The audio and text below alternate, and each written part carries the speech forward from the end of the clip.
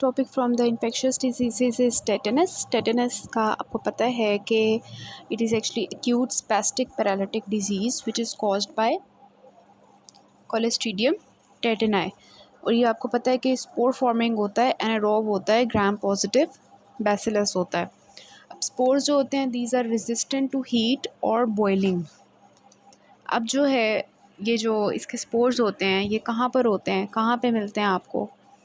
ये हाउस की जो डस्ट होती है उसमें होते हैं, फीसेस ऑफ एनिमल्स में होते हैं, सॉइल के अंदर होते हैं। और फॉर एग्ज़ाम्पल सॉइल के अंदर कोई चल रहा होता है तो उसको अगर वहाँ पे कोई इंजरी हो जाती है तो फिर ये स्पोर्स जो होते हैं उस इंजरी मतलब जो वूंड होती है, डीप पंचर्ड वूंड, उसके थ्रू ये स्पोर्स जो होते हैं ये ट्रेवल करते हैं। और न्यूबॉर्न के एम्ब्लाइकस जो है वो भी सोर्स ऑफ इन्फेक्शन है। और मतलब एम्ब्लाइकस मोस्टली जो ये जो दाइयाँ वगैरह होती हैं गाँवों वगैरह पे वो जो यूज़ करती हैं ना cow dung on the umbilicus, वो पुराने ज़माने में ज़्यादा यूज़ करती थी, उसकी वजह से ट्रांसमिट हो जाता था। और इसके अलावा मतलब ये ना हम परवेज़ अकबर से देख रहे हैं, इसका केस आपको मिलेगा परवेज़ अकबर में लिखा होगा कि 10 day old infant presents with fever, inability to suck and inability to open mouth. On examination umbilicus is septic, on touching he developed convulsions. तो इस तरह का कुछ केस था। और टॉक्सिन्स होते हैं इसके, आपको पता है कि टॉक्सिन्स बैक्टीरिया रिलीज़ करते हैं। इसी तरह इसके भी टॉक्सिन्स होते हैं, दो तरह के एक्सोटॉक्सिन्स होते हैं, एक टेटनोस्पाज्मिन होता है और एक टेटनोलाइसिन होता है। जो टेटनोस्पाज्मिन होता है ना, इसके नाम से पता चल रहा है कि ये टेटनस का टॉक्सिन है जो कि स्पैज़म कॉज करेगा। तो स्पैज़म कब कॉज होगा? जब न्यूरॉन्स इन्वॉल्व होंगे तो मसल्स का स्पैज़म होगा। तो इस वजह से जो टेटनोस्पाज्मिन होता है ना, इट इज़ न्यूरोटॉक्सिन है। और ये जो है ना ये नर्व्स के लिए टॉक्सिक होता है। और टेटनोलाइसिन जो होता है ना, ये टेटनस की जो ये टॉक्सिन होती है टेटनोस्पाज्मिन, इसके इफ़ेक्ट को ज़्यादा करती है, पोटेंशिएट करती है। तो ये हमारा एक्चुअली होता है टॉक्सिन, टेटनस टॉक्सिन। इसके अगेंस्ट फिर हमने क्या देना होता है? एंटी टॉक्सिन देना होता है अगर किसी को जो टेटनस हो जाता है।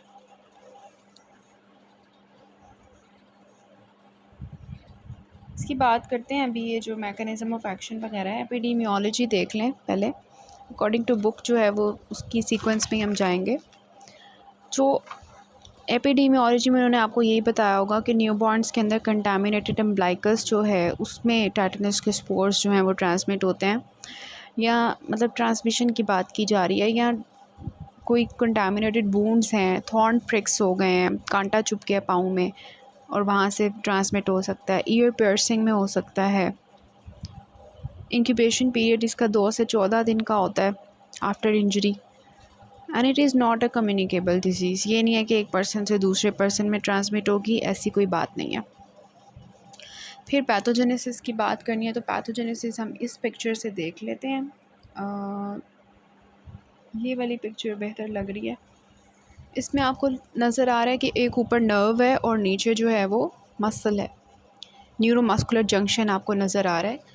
और जो हमारा मसल है उसके ऊपर एसिटाइलकोलिन रिसेप्टर्स होते हैं, और now that synaptic vesicles release होते हैं एसिटाइलकोलिन के, और वो जाके एसिटाइलकोलिन पे एक्ट करते हैं और फिर मसल की स्टिमुलेशन होती है। फिर एक कि आपको ये भी पता है कि हमारी जो न्यूरोमस्कुलर ट्रांसमिशन होती है इसको एक हद तक स्टिमुलेट करना होता है हमने। और कुछ इनहिबिटरी न्यूरॉन्स होते हैं जो अगर नर्व एक्साइट कर रही है तो इनहिबिटरी न्यूरॉन्स उसको एक्साइटेशन को इनहिबिट कर दें, एक हद तक एक्टिविटी हो, उससे ज़्यादा ना हो, लिमिटेड रहे ना। तो ये एक नॉर्मल मैकेनिज़्म होता है।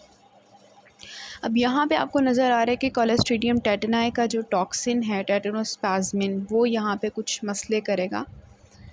क्या करेगा कि ये जो इनहिबिटरी ट्रांसमीटर होता है इसके ब्लॉक कर देगा इसकी रिलीज़ को, जिसकी वजह से वो जो ट्रांसमीटर है न्यूरो ट्रांसमीटर वो रिलीज़ नहीं होगा एंड इट विल रिजल्ट इन, जब इनहिबिटरी ट्रांसमीटर रिलीज़ नहीं होगा तो एक्साइटेशन ज़्यादा हो जाएगी, so that will result in spasm.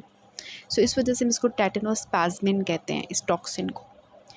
तो बुक के अकॉर्डिंग आपका यही लिखा होगा कि स्पोर्स जो होते हैं ये जब वूंड में जाते हैं तो वहाँ से ये स्पोर्स जो होते हैं अपनी वेजिटेटिव फॉर्म में आते हैं और फिर प्रोड्यूस करते हैं, मतलब स्पोर्स ने तो टॉक्सिन रिलीज़ नहीं करना होता ना, उस ऑर्गेनिज्म ने रिलीज़ करना होता है।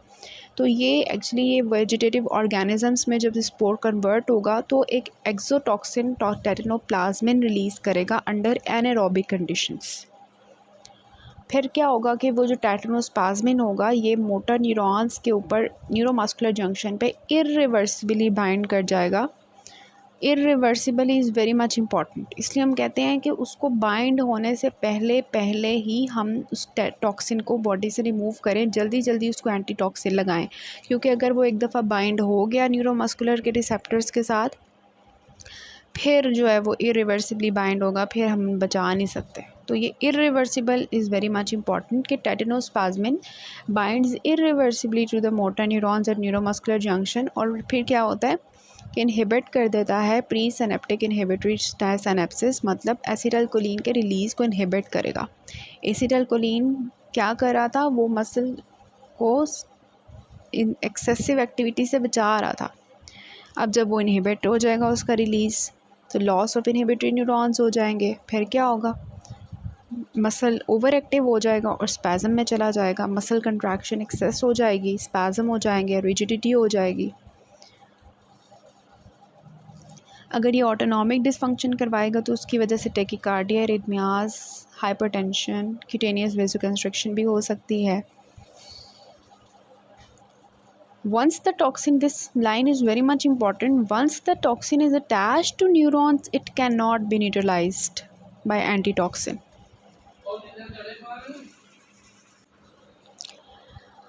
फिर ये है कि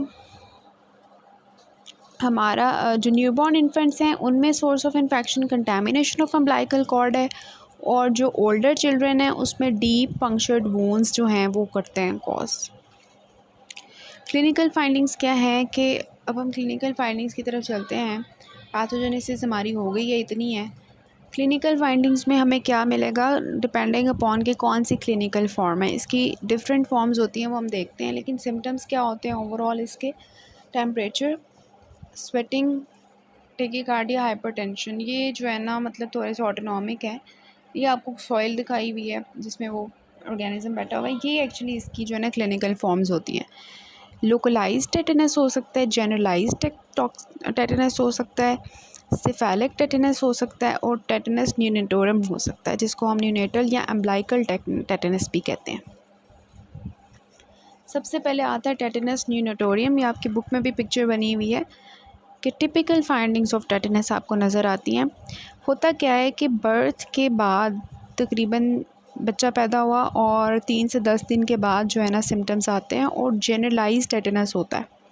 जनरलाइज टेटेनस जो हम बाद में देखते हैं क्या होता है, लेकिन जनरलाइज मतलब पूरी बॉडी इन्वॉल्व होती है। इनिशियल सिम्टम क्या होता है, बच्चा जो है वो सक नहीं करता, मतलब mother is wanting to breastfeed the baby but the baby is unable to suck. तो फेलियर टू सक क्यों, क्योंकि उसका माउथ जो है वो ओपन नहीं होगा ड्यू टू ट्रिज्मस और लॉक जॉ, क्योंकि मसल्स जो माउथ के हैं वो एक्सेसिव स्पैज़म में गए हुए हैं, लॉक जॉ हो गया, तो फेलियर टू सक होगा बेबी का, और वो बेबी बहुत रेस्टलेस, इरिटेबल होगा, बहुत ज़्यादा रोता होगा जब वो भूख लगेगी उसको। फिर उसका जो है वो अब फिक्स्ड उसके ग्रिन सी आ जाती है, जिसको हम राइसिस सर्डोनिकस कहते हैं, due to facial muscle spasm. तो फेशियल मसल स्पैज़म जब होता है तो जॉ इमोबिलाइज हो जाता है, उसकी वजह से एक ग्रिन सी आ जाती है, स्माइल जिसको कहते हैं, स्माइल ऑफ डेथ कहते हैं इसको, राइसिस सर्डोनिकस, वो हम देखेंगे बाद में।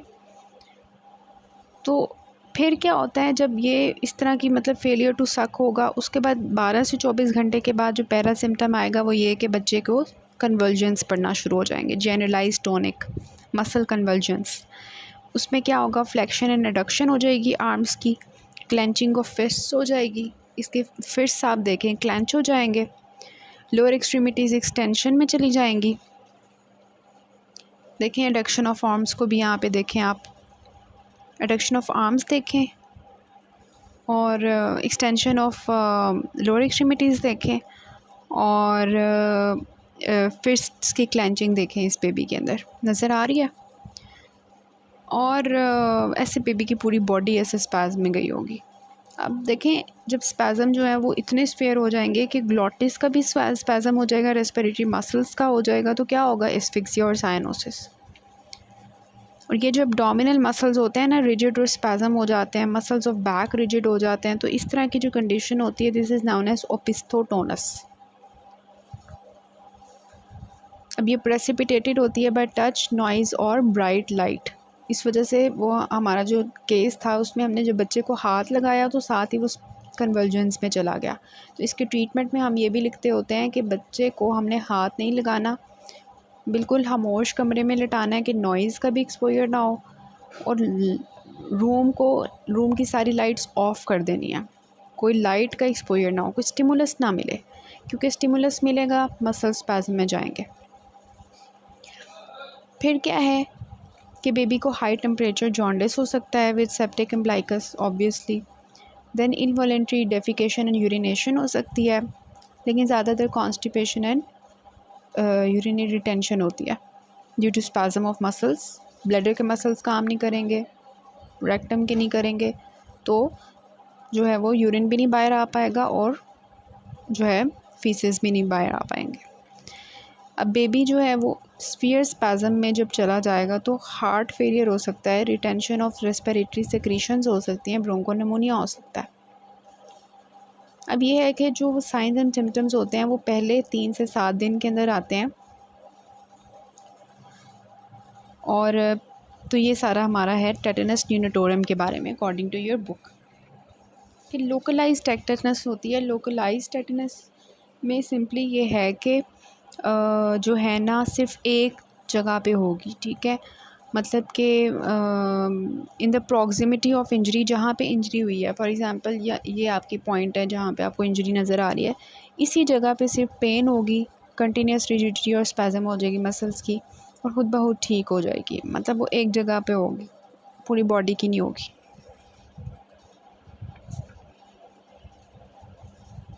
फिर आता है generalise tetanus. Generalise tetanus most common tetanus है जो कि बच्चों के अंदर होता है और न्यू बॉर्न्स के अंदर होता है। इसमें क्या होता है कि वही सीजर्स स्पैज़म्स आ रहे होंगे उसी तरह किसी भी स्टिमुलस की वजह से, लाइक नॉइज़, लाइट, टच, ट्रिज्मस और लॉक जो हो जाएगा, difficulty in opening the mouth, जैसे आपको ये नज़र आ रही है, ये क्या नज़र आ रहा है, this is opisthotonus. Abdominal muscles rigid हो गए हैं, सो ये है ओपिस्थोटोनस। आर्क्ड पोस्चर हो जाता है which is so severe that, ये आगे बता दें, सिर्फ सर जो है और जो हील्स हैं ये ग्राउंड को टच कर रही होंगी और बाकी सारी चीज़ें ऐसे। तो ये हमारा जो है ना होगा इसमें, ये क्या है, लॉकजा, ये लॉकजा, दिस इज़ ओपिस्थोटोनस। सिर्फ सर और जो हील्स हैं वो ग्राउंड को टच कर रही हैं और बाकी सारी बॉडी जो ऐसे हुई हुई है। इसके बाद क्या है, spasm and of the laryngeal and respiratory muscles हो जाएगी which lead to air obstruction और which will need the artificial respiration. और फिर जो है फ्रैक्चर्स एंड लोकल हैमरेजेस भी हो सकते हैं ड्यू टू स्पैज़म, और ऑटोनॉमिक डिस्टर्बेंसेस भी आ सकते हैं जिसमें we have the tachycardia, arrhythmias, hypertension, sweating, urinary retention and cutaneous vasoconstriction. ये सब कुछ क्यों आएगा ऑटोनॉमिक, क्योंकि एसिटाइलकोलिन जो है एक पैरासिम्पैथेटिक हार्मोन है ना, उस वजह से अगर वो नहीं होगा तो सिंपैथेटिक एक्टिविटी ज़्यादा हो जाएगी। आई होप आपको समझ आया होगा इसका। Then is a cephalic tetanus. इसकी जो टाइप होती है वो ये होती है कि सर के पास कहीं इंजरी होगी ना, for example otitis media, trauma to the head and face, nasal foreign bodies, उस केस में होता है जिसमें जो है वो क्रेनियल नर्व्स की इन्वॉल्वमेंट होती है। शॉर्ट डेज, सिर्फ 1-2 दिन का इंक्यूबेशन पीरियड होता है और मतलब 1-2 दिन के अंदर ही ये डेवलप हो जाता है।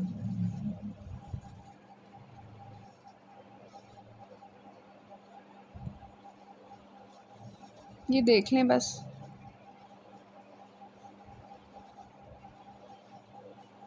डायग्नोसिस कैसे करेंगे? बैक्टीरिया है, वी हैव द बैक्टीरिया, तो डायग्नोसिस कैसे करेंगे?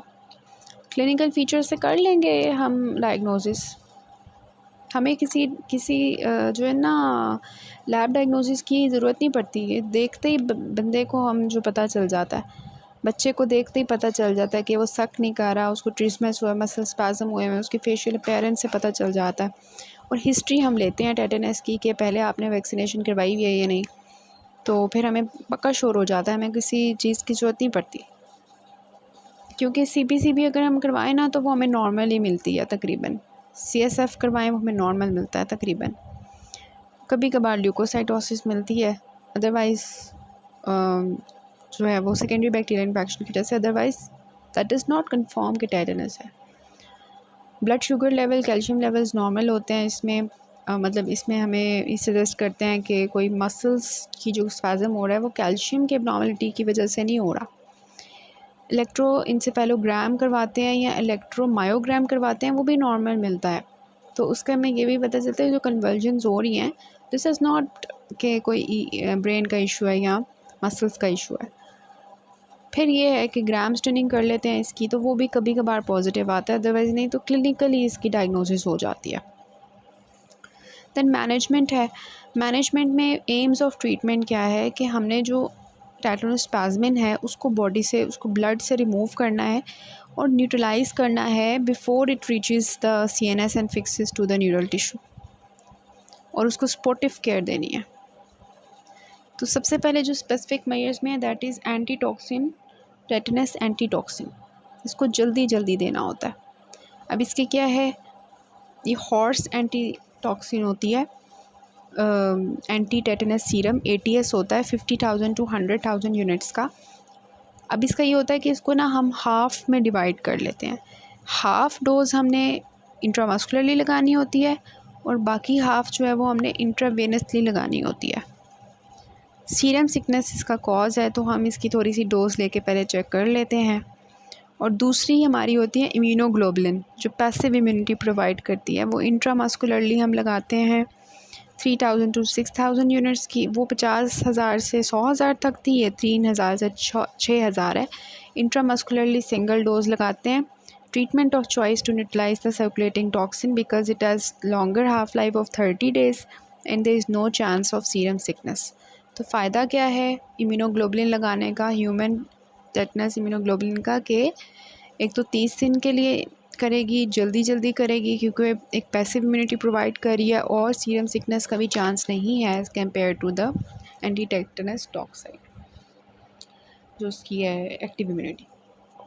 फिर हमारी दवाइयाँ आ जाती हैं एंटीबायोटिक्स। तो एंटीबायोटिक्स में पेनिसिलिन जो है ना वो हम देते होते हैं, और इसके अलावा इंस्टेड ऑफ पेनिसिलिन अगर हमने देना है तो मेट्रोनाइडाजोल दे सकते हैं, या हम जो है वो एरिथ्रोमाइसिन और टेट्रासाइक्लिन दे सकते हैं। मतलब कि हम पेनिसिलिन्स भी दे सकते हैं, मेट्रोनाइडाजोल भी दे सकते हैं। और आपको पता है पेनिसिलिन को जिन लोगों को एलर्जी होती है फिर हम एरिथ्रोमाइसिन या टेट्रासाइक्लिन देते हैं। ये हमने डिप्थेरिया के केस में भी देखा था।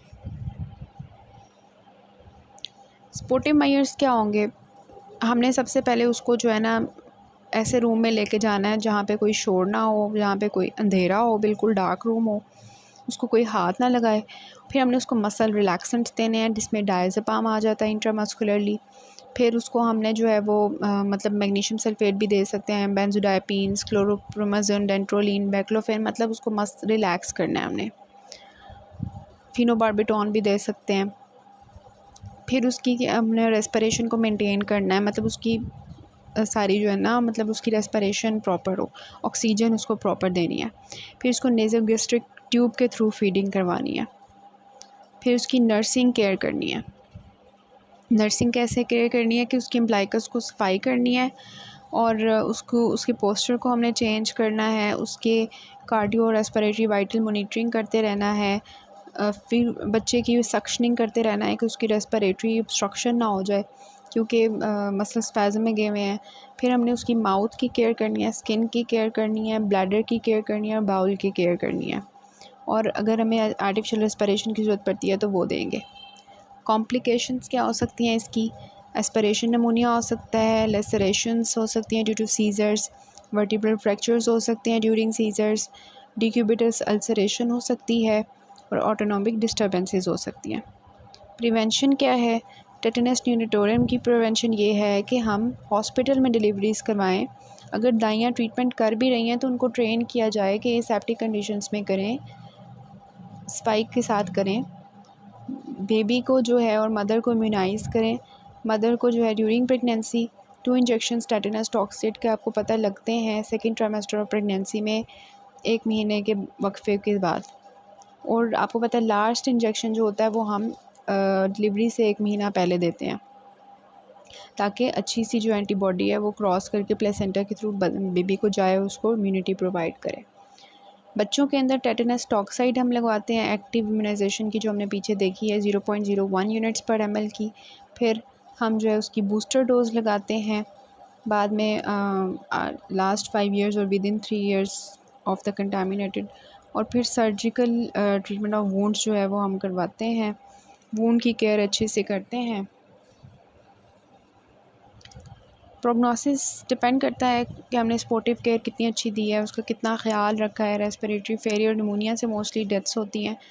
गुड प्रोग्नोस्टिक फैक्टर्स ये होते हैं कि इंक्यूबेशन पीरियड 8 से 10 दिन का हो, फीवर ना हो, लोकलाइज्ड डिजीज़ हो। अगर पुअर प्रोग्नोस्टिक फैक्टर्स की बात करें तो अगर ड्यूरेशन ऑफ इंजरी और ऑनसेट ऑफ ट्रिज्मस में वक्फा 7 डेज से कम का हो, मतलब इंजरी हुई और 1 हफ़्ते के अंदर अंदर ट्रिज्मस हो गया, तो that is poor prognostic factor.